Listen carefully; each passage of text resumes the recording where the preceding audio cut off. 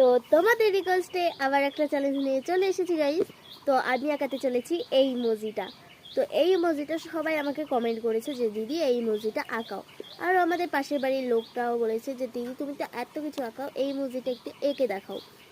তো আমি ওর জন্য একটা ভালো সুন্দর খাতা নিয়ে নিয়েছি। এখানটা আমাদের সব কিছু আছে, দেখুন আমার নাম্বারও লেখা আছে, আমাদের নাম্বারও লেখা আছে।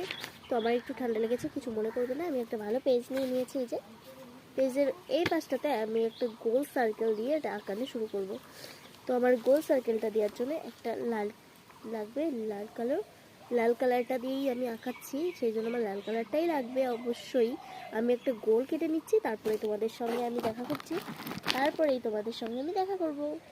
আমি গোল সার্কেলটা এঁকে নিয়েছি, একটু বেঁকে গেছে, কিছু মনে করো না। এই যে এবার মাঝখানে একটা সোজা দাগ কেটে দিই, তারপরে তোমাদের সঙ্গে আমি শেয়ার করবো এটা কি করে আঁকছি আমি। তো আমার সবটুকুনো আঁকানো শেষ, দেখুন আপনারা হয়েছে কি হয়নি আপনারা কিন্তু অবশ্যই কমেন্ট করে বলবেন। এটাকে এবার একটু সুন্দর ডেকোরেশনের জন্য আমি কিছু একটু গোল করে দিচ্ছি, বেশি বড় করে একটু গোল করে মোটা করে দাগ দিয়ে দিচ্ছি। এটাই হলো আমার ডেকোরেশন।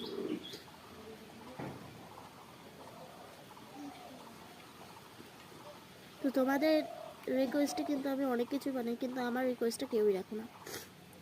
আমার আস্তে আস্তে ফলোয়ার্সগুলো আপনারা কেড়ে নিচ্ছেন এবং যেগুলো আমাকে করছেন সেগুলো আবার আমার কাছ থেকে নিয়েও নিচ্ছেন।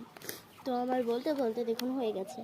তো কেমন হয়েছে অবশ্যই বলবেন এবং লাইক কমেন্ট শেয়ার সাবস্ক্রাইব করে দিতে ভুলবেন না। Bye bye.